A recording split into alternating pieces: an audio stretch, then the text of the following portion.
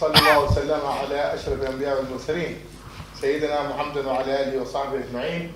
نواصل دروسنا في فقه الدعوة إلى الله تبارك وتعالى. وقرأنا في الدروس السابقة في الدروس الماضية علامات العلم النافع، وذكرنا أن هذا العلم النافع وعلاماته الذي يدعوك من الدنيا إلى الآخرة، ومن المعصية إلى الطاعة، ومن الغفلة إلى الذكر، ويكون ذلك مقرونا بالوعظ والتذكير.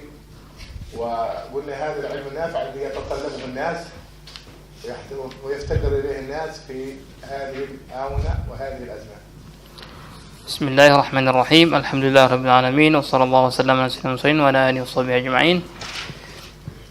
Beliau mengatakan, kembali kita melanjutkan pelajaran kita dalam fiqh dakwah ila Allah Subhanahu wa taala, dan kita telah menyebutkan pada pertemuan yang terdahulu tentang alamat-alamat ilmu yang bermanfaat. Di antaranya ilmu tersebut akan mengajakmu untuk daripada keduniaan kepada ke akhirat, dan daripada kelalaian dan untuk ingat kepada Allah Subhanahu wa taala. Yang ilmu-ilmu tersebut pun diikuti dengan rasa khauf, takut, dan juga al-wa'z dan tadhkir, dan inilah di antara alamat-alamat ilmu yang bermanfaat.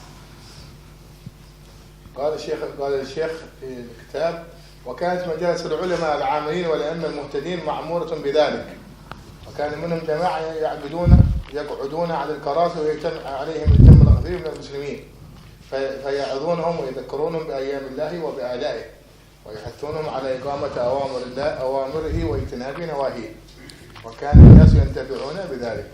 تظهر عليهم آثار المحمودة من الخوف والبكاء والمسارعة إلى التوبة والرجوع إلى الله، وذلك معروف ومشهور من سيرهم سلفا.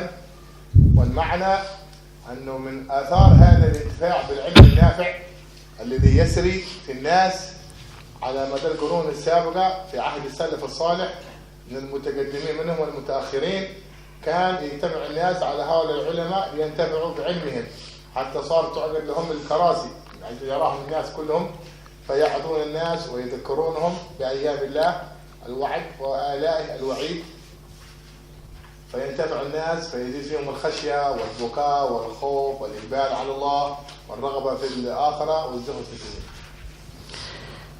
Kemudian kita kembali melanjutkan daripada pelajaran dalam kitab ini. Pada muka surat 29, Imam Haddad mengatakan bahwa dahulu kala majelis-majelis ulama yang mengamalkan dengan ilmu mereka, dan para imam-imam yang memberikan petunjuk penuh dengan hal-hal tersebut, yakni wa'adz dan lain sebagainya. Dan di antara mereka satu kelompok ataupun satu jamaah yang mereka ini duduk di atas kursi, sehingga kan ramailah orang berkumpul dari kaum muslimin untuk menghadiri pengajian beliau. Dan juga para alim ulama tersebut memberikan tausiah dan mengingatkan mereka tentang agama dan perintah-perintah Allah Subhanahu wa taala dan kekuasaan Allah Subhanahu wa taala, dan juga memberikan semangat dan mengajak mereka untuk menegakkan perintah-perintah Allah dan meninggalkan larangan-larangan Allah Subhanahu wa taala. Dan kebanyakan orang mendapatkan manfaat daripada tausiah tersebut, dan juga nampak kesan yang baik pada diri mereka berupa khauf, ketakutan, wal buka, dan menangis, dan bersegera untuk taubat dan kembali kepada Allah Subhanahu wa taala. Maka hal demikian ma'ruf dan masyhur juga di sirah orang-orang terdahulu dan para alim ulama yang dekat ini, seperti Imam Junaid bin Muhammad. Maknanya, kata beliau, daripada majelis-majelis yang telah dibuat oleh alim ulama terdahulu, bahkan yang baru beberapa tahun yang silam, mereka ini membuat suatu majelis sehingga kan ramailah orang yang datang untuk menghadiri majelis tersebut. Bahkan ada sebagian mereka yang begitu ramai orang yang datang, mereka duduk di atas kursi supaya orang ini nampak daripada mudaris ataupun syekh yang tengah mengajar. Maka dari kesan tausiah dan ceramah yang mereka berikan ini, kesedihan, khauf, kemudian kembali kepada Allah Subhanahu wa taala, bertaubat, ini nampak pada kehidupan orang-orang yang mendengarkan, menghadiri majlis-majlis tersebut.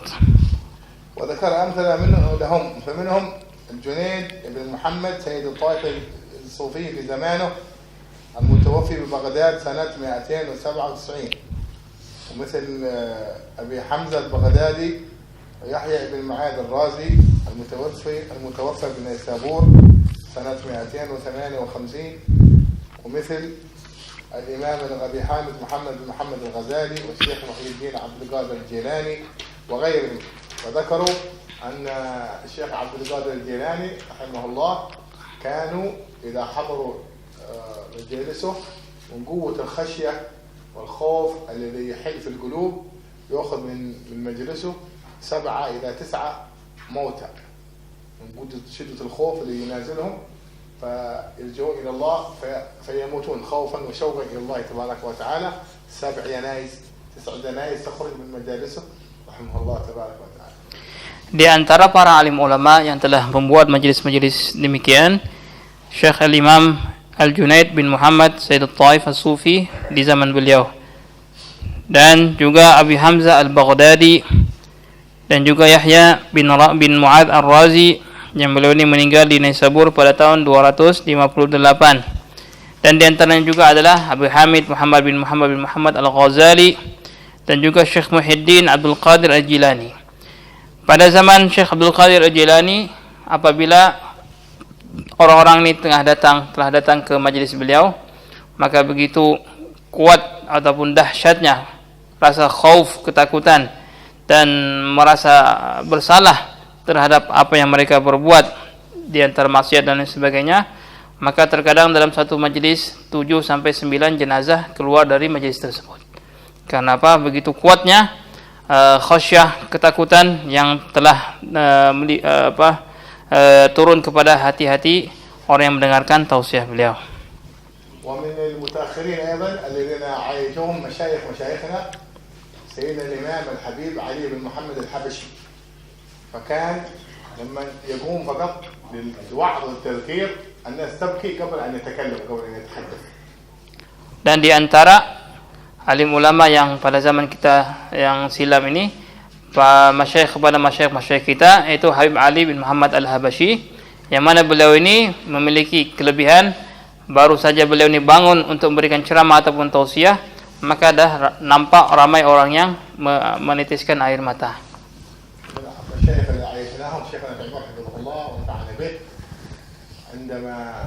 ترونه ما شاء الله بمجالسه في الإلحاح على الله وتوجه الله تبارك وتعالى، تنزل السكينة والخوف والإقبال على الله تبارك وتعالى والرغبة في التوبة إلى الله تبارك وتعالى.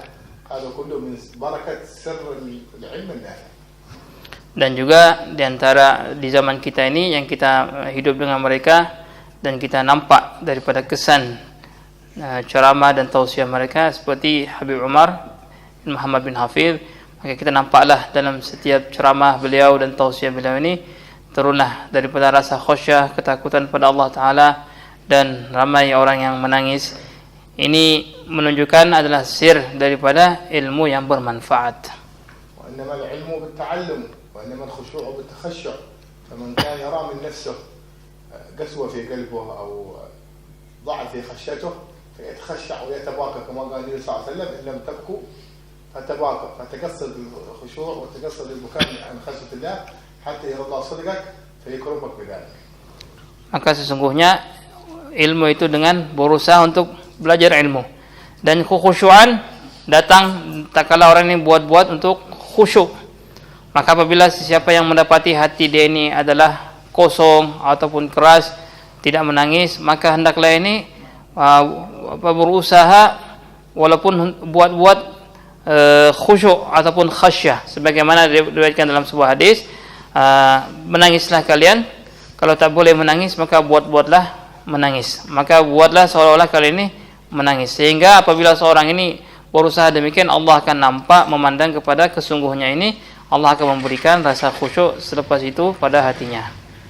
وهذا من علامة الإيمان قال الله تبارك وتعالى وخافوني إن كنتم مؤمنين وقال تعالى إنما يخشى الله من عباده العلماء وقال تعالى قد أفلح المؤمنون الذين هم في صلاتهم خاشعون وقال تعالى والذين يؤتون ما أتوا وقلوبهم وجلة أنهم إلى ربهم راجعون. Dan ini diantara alamat-alamat iman. Sebagaimana firman Allah Ta'ala, takutlah kalian kepadaku kalau kalian ini orang-orang yang beriman. Dan Allah Ta'ala berfirman, sesungguhnya yang takut hanya kepada Allah hanyalah orang-orang yang berilmu.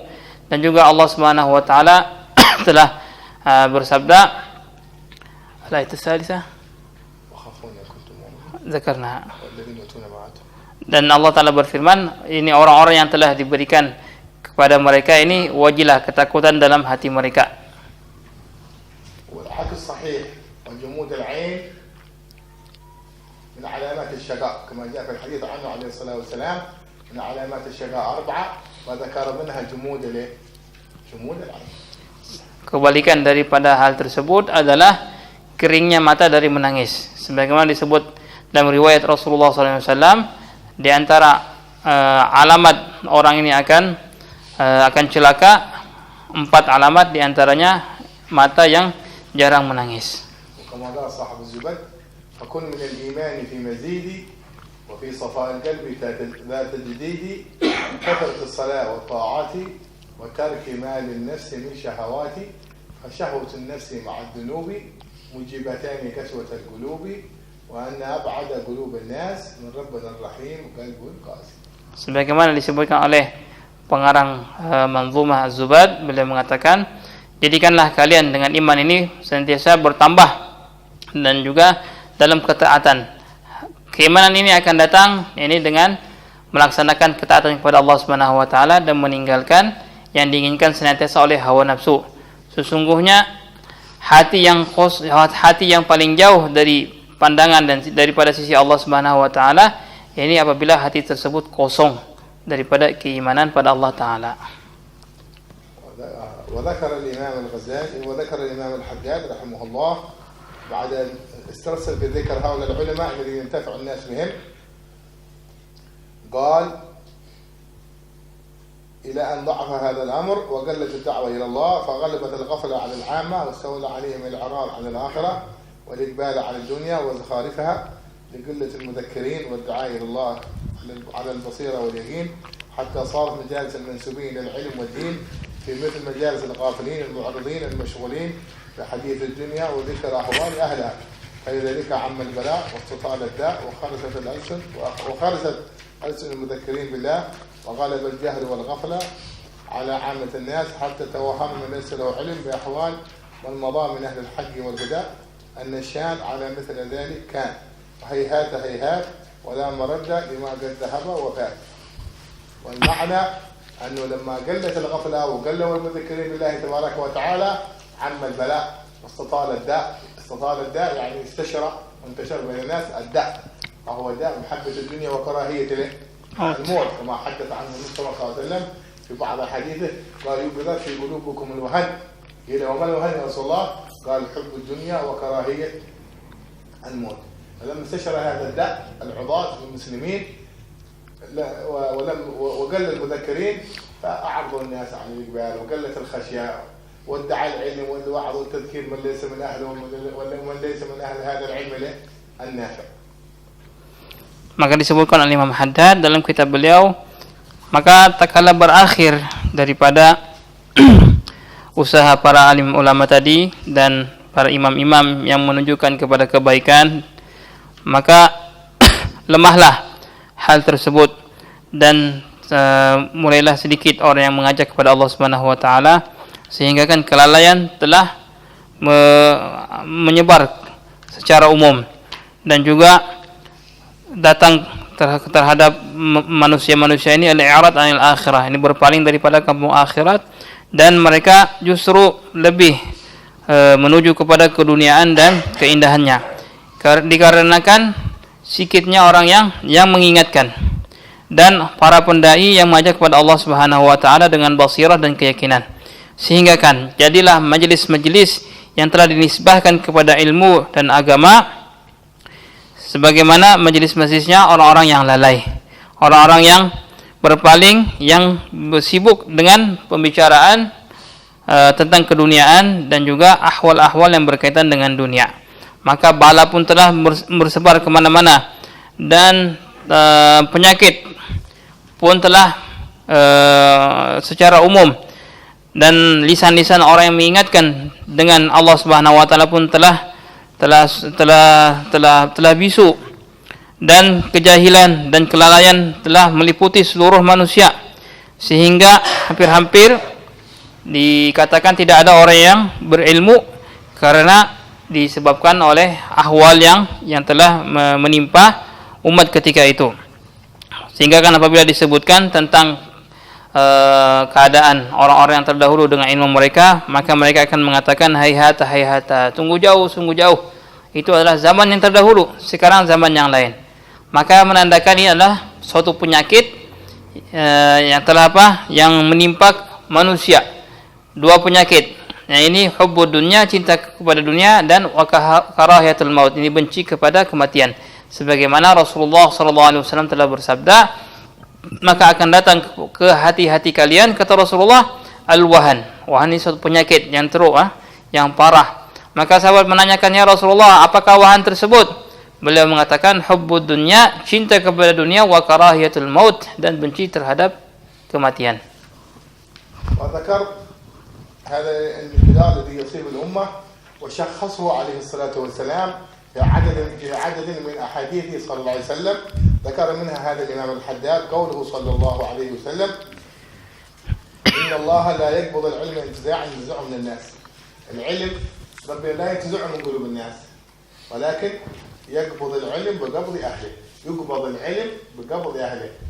يعني هذا عالم مات لما يجد غيره، هذا عالم ابن كياي مات لما يجد غيره. فايش يسووا؟ حتى إذا لم يبقي عالما اتخذوا الناس رؤساء جهالا، اتخذوا الناس رؤساء جهال. ايش سووا هذا؟ يسألون، إذا سئلوا أفتوا بغير علم، يفتي بغير علم، غير علم الشريعة، فضلوا وأضلوا. تمام. أخواننا أرباب المعاهد، أرباب المناصب، أرباب المقامات، عليهم أن يتسلحوا بالعلم، يتعلموا. فكل من كان ذا علم يتسلح بهذا العلم، حتى إذا قدر الله مات صاحب المعهد أو مات أبيه هذا صاحب المنصب أو المقام أو غيره، يخلفه عن إيه؟ عن علم، يخلفه عن معرفة، حتى لا كما في الحديث لا يضل ولا يضل يسأل. فهذا من الأمور المتعينة والأمور المهمة على كل أصحاب المعاهد وعلى كل أصحاب القائمين بالدعوة إلى الله، كل من أظهرهم الله سبحانه وتعالى، أن يتسلحوا بالعلم الشرعي النافع، بحيث لو قدر الله انتقل هؤلاء العلماء وغيرهم يكون عندنا جيل يخلفهم في من يأتي بعدهم. Kemudian Imam Haddad rahimahullahu taala di sini juga menyebutkan beberapa hadis Nabi alaihi wasallam dengan yang berkaitan dengan apa yang kita sebutkan di atas. Di antaranya hadis Rasulullah SAW yang mana beliau bersabda, sesungguhnya Allah Subhanahu wa taala tidak mencabut ilmu langsung daripada manusia. Maknanya apa? Allah tidak akan menghilangkan ilmu daripada setiap seseorang. Tetapi Allah Subhanahu wa taala akan mencabut ilmu dengan mematikan, mewafatkan ahli-ahli ilmu. Para alim ulama akan dicabut, akan diambil ataupun diwafatkan oleh Allah Subhanahu wa taala, maka hilanglah ilmu dengannya. Maka apa? Kata beliau tadi, seperti kiai dimatikan, dicabut nyawanya oleh Allah Subhanahu wa taala, tidak memiliki anak yang akan mewariskan daripada ilmu tersebut. Maknanya apa? Ilmu telah dicabut oleh Allah Subhanahu wa taala. Sehingga kan apa yang terjadi? Rasulullah pun bersabda, hatta sehingga kan tidak akan tersisa lagi seorang alim pun juga. Alim demi alim telah meninggal dunia, maka manusia akan menjadikan pemimpin-pemimpin yang jahil. Kemudian pemimpin tersebut idza su'ilu, kalau mereka ditanya, maka mereka akan memfatwakan tanpa ilmu. Apa natijahnya? Maka mereka sesat dan menyesatkan. Maka inilah kata beliau, arbabul ma'ahid, orang-orang yang belajar di madrasah ahli manasib yang memiliki kedudukan ataupun ahli ilmu, hendaklah mereka ini yatasallah, ini bersenjatakan dengan ilmu. Bersenjatakan dengan ilmu supaya apa? Supaya kalau dia ditanya, maka dia tidak menyesatkan, dia tidak sesat dan juga tidak menyesatkan.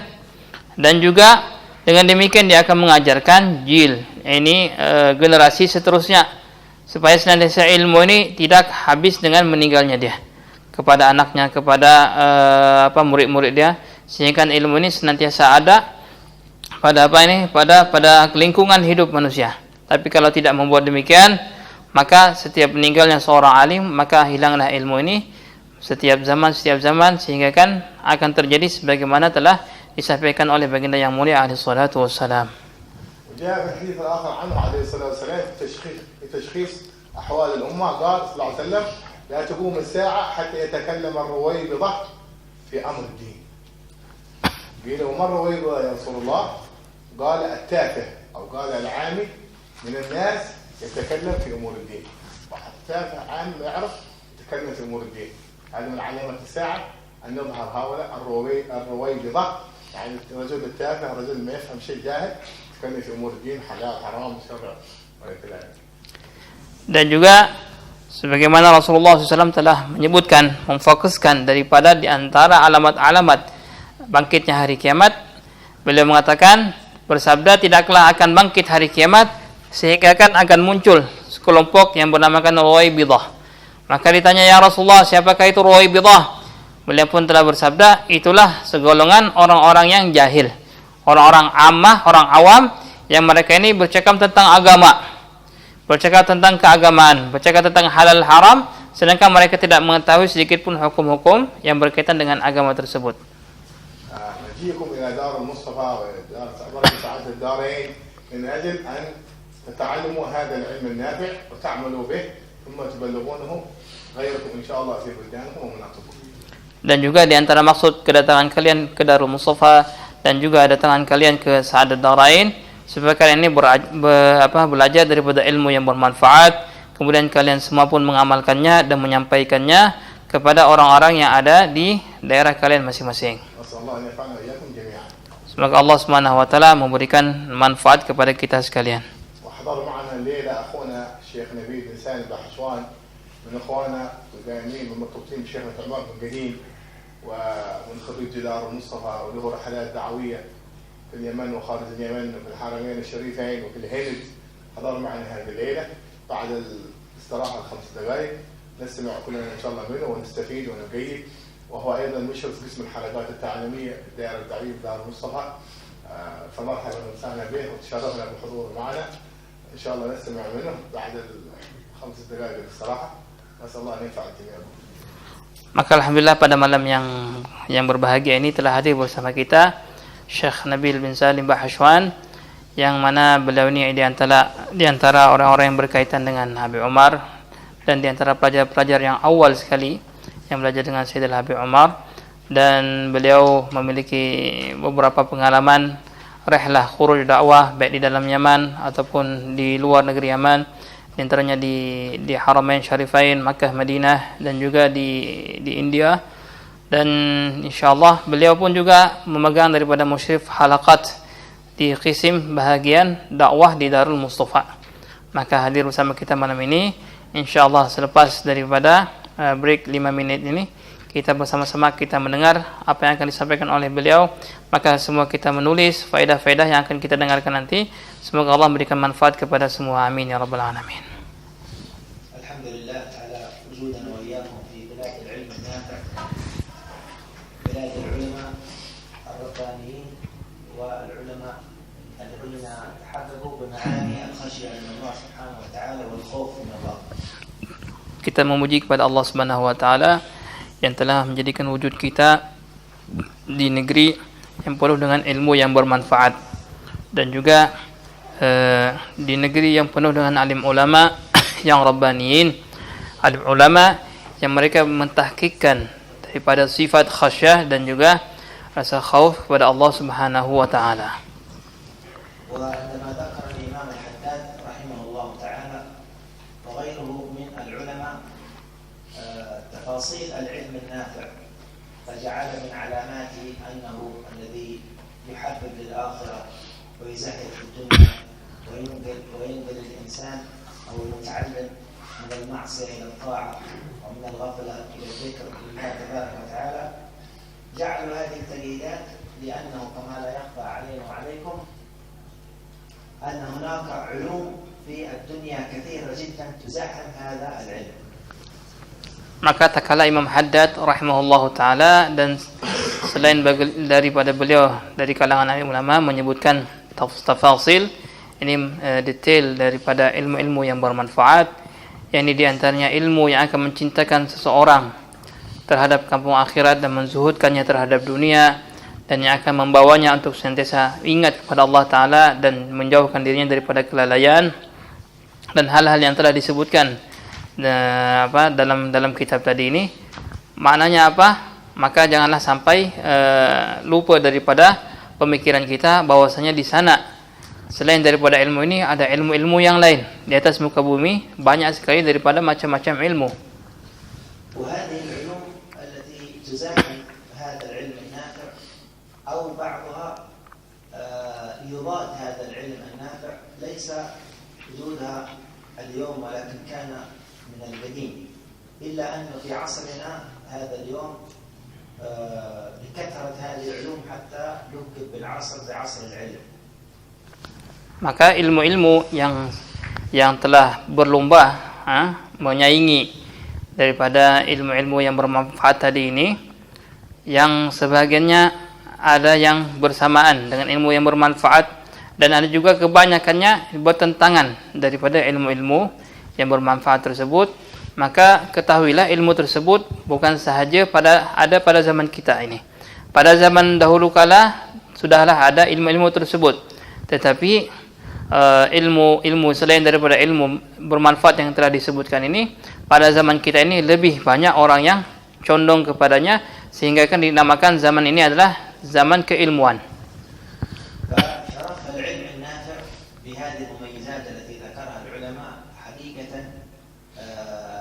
وصلت هذه المميزات وظهرت بسبب أن هذا العلم علم سماوي بخلاف بقية العلوم فإنها من صنع البشر أو من اكتشافات البشر أو من خبرة البشر، فلا هناك علم من هذه العلوم ممكن أن يقارن بهذا العلم الشريف.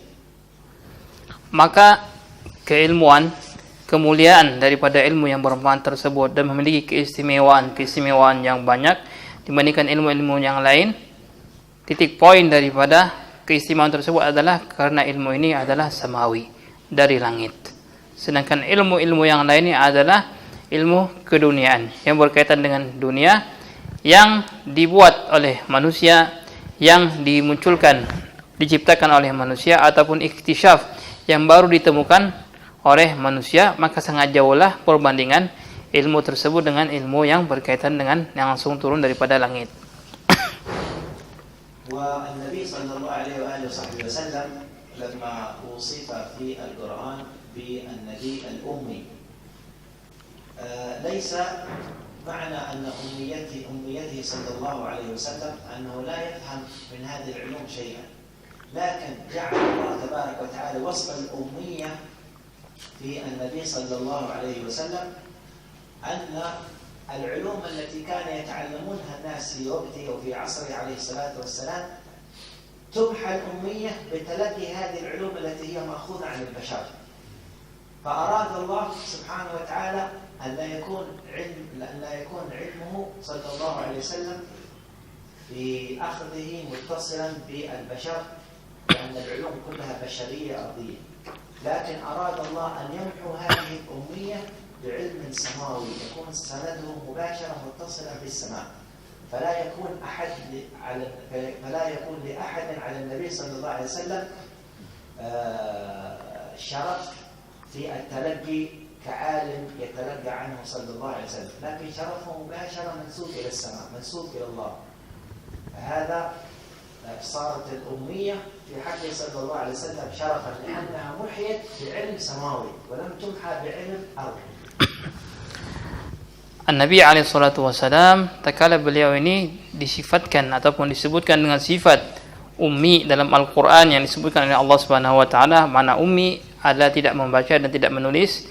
Maknanya bukanlah beliau ini adalah memiliki suatu kelemahan ataupun suatu kekurangan pada diri beliau, tetapi Allah Subhanahu Wa Taala menciptakan Rasulullah SAW sebagai seorang yang mensifati dengan sifat ummi, ini tidak menulis dan tidak membaca.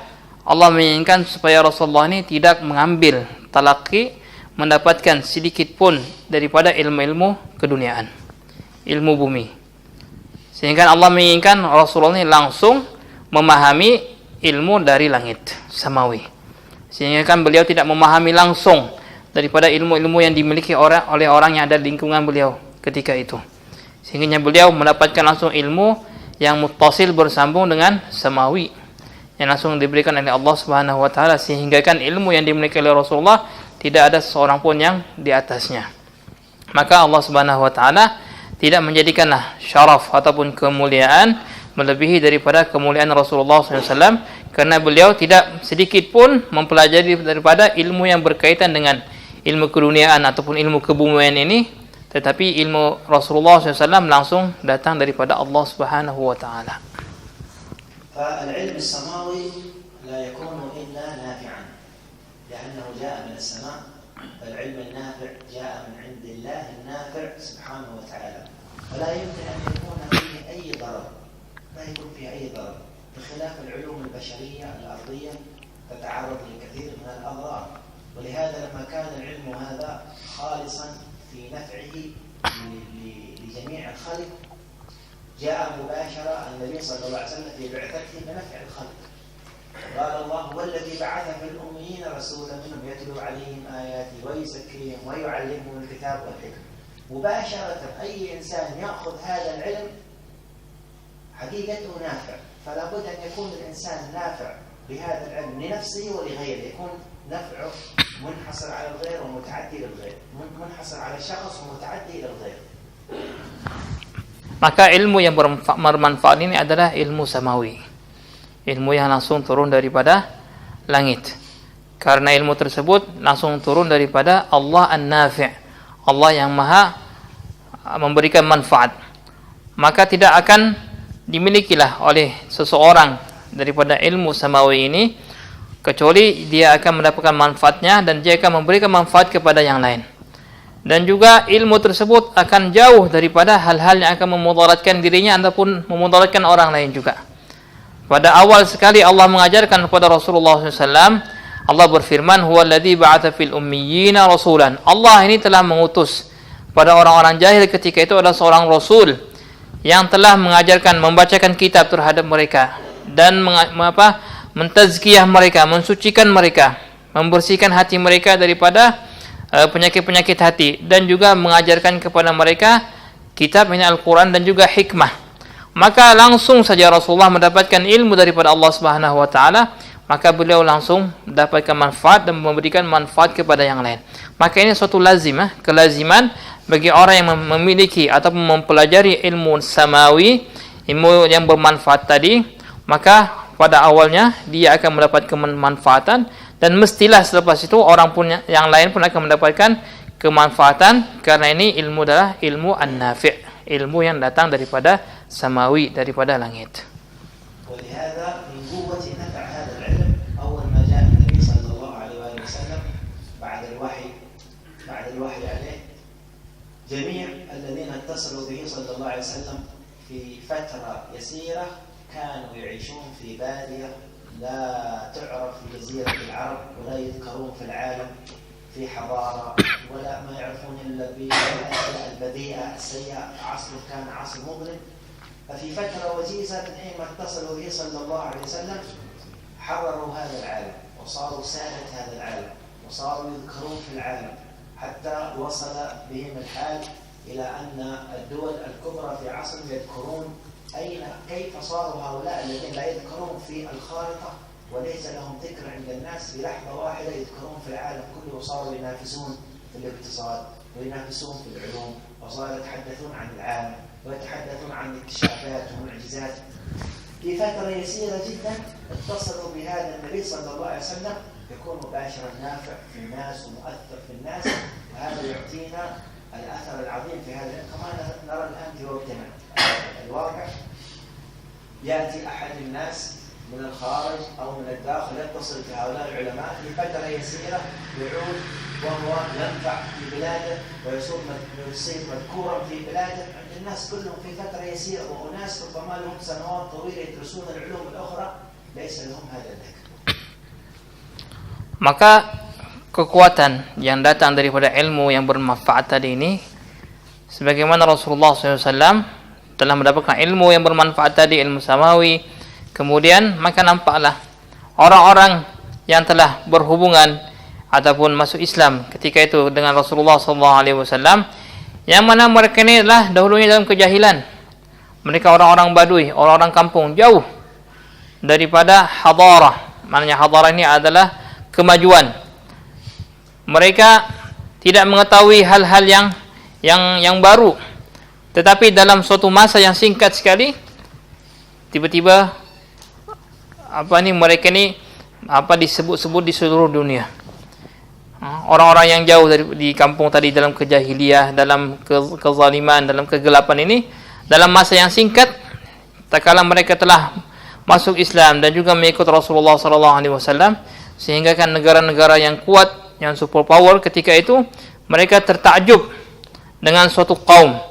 Bahkan mereka tidak disebutkan pun, mungkin dalam peta pun tidak disebutkan daripada daerah-daerah mereka. Tetapi kenapa dalam masa yang singkat mereka boleh ditakuti oleh seluruh alam? Ekonomi mereka, iktisyafat, penemuan-penemuan mereka, kemudian mereka bercakap tentang tentang alam, tentang mukjizat. Dalam masa yang singkat, kenapa mereka boleh terkenal ke seluruh alam? Karena mereka ini bersambung dengan ilmu yang bermanfaat. Maka demikianlah, maka janganlah kalian ini heran ataupun tertakjub kata beliau ini, tak kala orang yang datang ke tempat ini mereka berkait ataupun bersambung dengan haula'ir rijal, ini para masyayikh, para alim ulama dekat sini. Dalam masa yang singkat Allah Ta'ala tuliskan manfaat pada dirinya. Orang banyak ambil manfaat padanya, terkenal, masyhur di mana-mana, karena mereka ini bersambung dengan mereka para alim ulama. Mungkin ramai orang yang belajar bertahun-tahun, tapi ilmu dia tidak memberikan manfaat pada dirinya, terlebih lagi kepada orang lain. Karena kekurangan di sini adalah bersambung, berkait, berta'alluq kepada orang-orang yang memiliki daripada ilmu yang bermanfaat. ثم بقية العلوم الأخرى الخالية عن هذه المنافع أو المتصلة بشيء من هذه المنافع، في النهاية هي تخدم هذا العلم، تكون خادمة له. السيادة الحقيقية تكون للعلم السماوي، يعني متصل بالله مباشرة، جاء بسنده متصل إلى عالم السماء.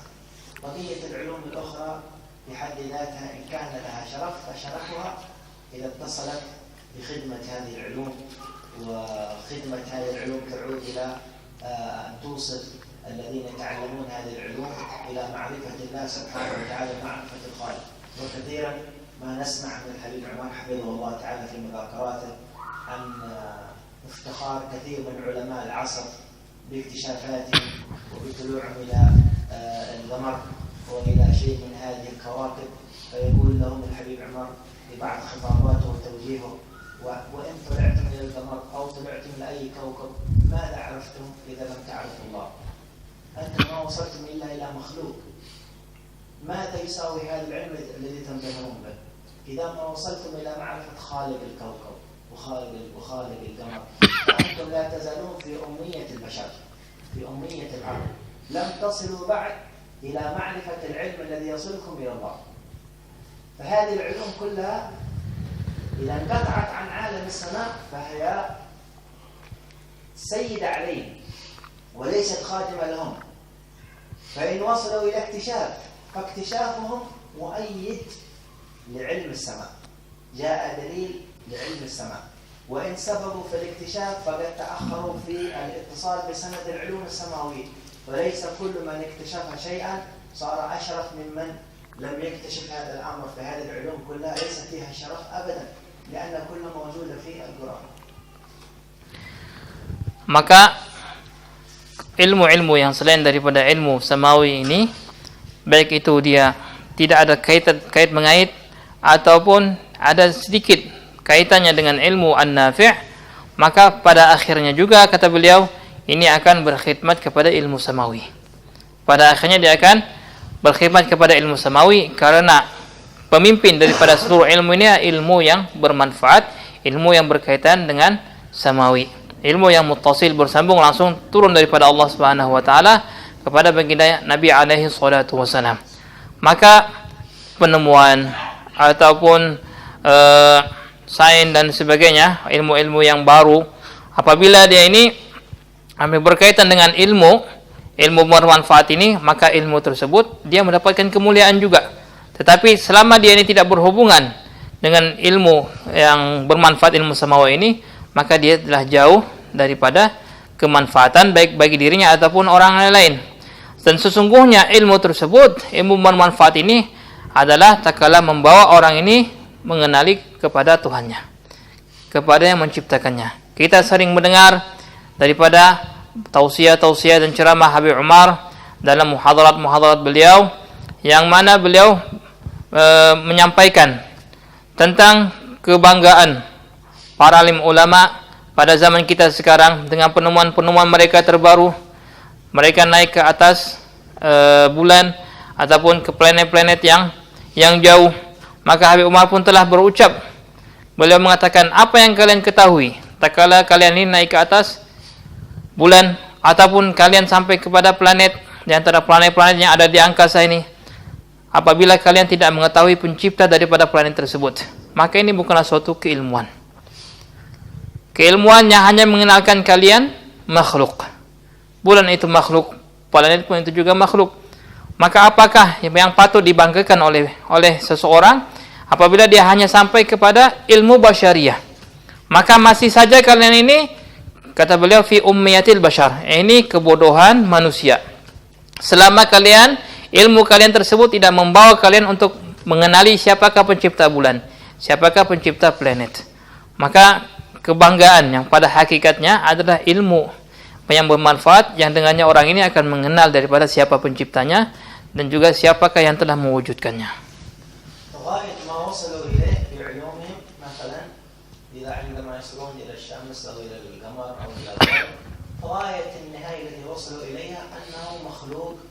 وصل إلى مخلوق، علم أوصل مخلوق إلى مخلوق، إنسان إلى كوكب، إلى شمس، إلى قمر. هذا علم البشر.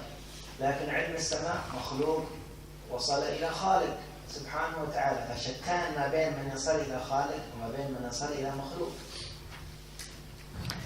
Maka ghayah, ini akhir daripada yang mereka ketahui tatkala mereka sampai ke bulan ataupun ke planet atau mengetahui apa yang ada pada matahari ini suatu ilmu yang menyampaikan seorang makhluk kepada makhluk. Tetapi ilmu ma'rifah, ilmu yang bermanfaat tadi, ini akan menyampaikan seseorang tersebut kepada dari yang dicipta kepada yang pencipta, daripada seorang makhluk kepada penciptanya. Maka berbeza jauhlah sekali di antara dua ilmu tersebut. ودون شك أن هذا العلم النافع الذي نحن وإياكم الحمد لله في بلاده أو في إحدى بلدان العلم النافع، بلاد الله سبحانه وتعالى كثير فيها العلم النافع. هذا العلم النافع يحتاج إلى صفات كما سمعنا من الشيخ فايز حفظه الله بما هو متعلق بعلامات العلم النافع، ثم في الصفات التي متعلقة بالخوف والبكاء والخشية من الله. كثير من الناس يتلقى هذا العلم النافع ولكن ما يفعله، ما يطبقه. فإذا تلقى الإنسان مجرد العلم كمعلومة، هذا أشبه بما تعودناه في الأجهزة بالنسخ واللصق، فتأخذ معلومة من الكتاب ثم تلصقها في الذهن. هذه المعلومة إذا نقلتها من الكتاب إلى الذهن قمت بأول خطوة في التعلم، لكن ليست خطوة في التعليم. التعليم تفعيل هذه المعلومة بحيث تتحول إلى سلوك وإلى عمل. مثل ما ترسل تطبيق من جوال إلى جوال عبر البلوتوث وعبر البرنامج، ترسله. إذا وصل إلى الجوال نقلت فقط الآن مثل الظل، لا تستطيع أن تستخدم هذا البرنامج في الجوال إلا إذا عملت تثبيت أو تفعيل، فإذا فعلت تستطيع أن تستفيد منه، وما لم يبقى في الجوال وهم لا حقيقة له ولا فائدة منه. Maka kata beliau, alhamdulillah kita bersyukur pada Allah Subhanahu wa taala. Kita telah diwujudkan oleh Allah pada salah satu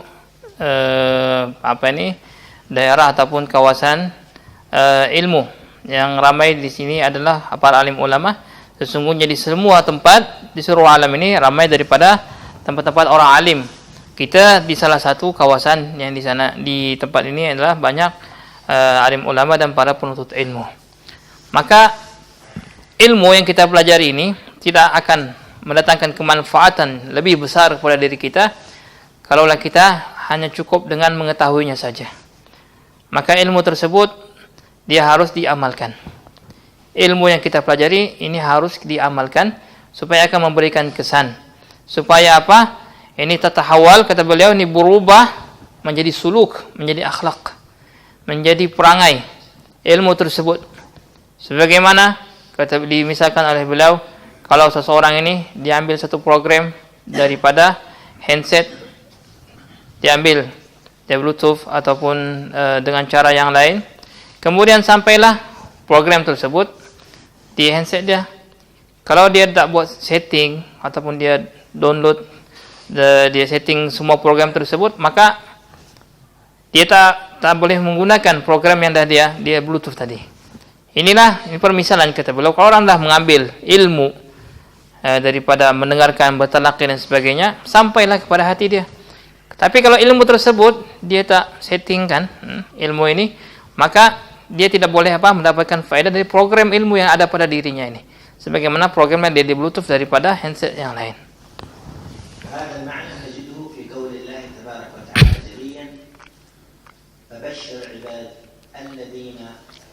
يستمعون القول فيتبعون أحسنه. فلم يقل الحق تبارك وتعالى الذين يستمعون القول فيكتبون أحسنه، ولم يقل فيحفظون أحسنه، ولم يقل فيفهمون أحسنه، ولكن مباشرة نقلهم إلى ميدان التفعيل والتطبيق فيتبعون أحسنه. يعني مهما كتبت ومهما حفظت ومهما فهمت، وكل هذا لا يزال في المعلومة الغير مفعلة، تحولها مباشرة. كل هذه الخطوات الثلاث مهمة، تكتب، تفهم، تحفظ، لكن ما بعدها فيتبعون أحسنه. أولئك الذين هداهم الله وأولئك هم أولو الألباب. Kemudian makna daripada permisalan yang kita sebutkan ini sebagaimana firman Allah Subhanahu wa taala dalam Al-Qur'an Al-Karim. Allah berfirman, berikanlah kabar gembira kepada hamba-hambaku. Ya, ini mereka yang mendengarkan dan juga mengikutkan atau menyertai yang mereka dengarkan ini dengan amal yang baik. Allah tidak mengatakan mereka mendengarkan kemudian mereka menulis saja, ataupun mereka memahami saja, atau mereka menghafalkan saja, tetapi Allah terus merubah dari pendengaran yang mereka dapatkan ini menjadi satu amal.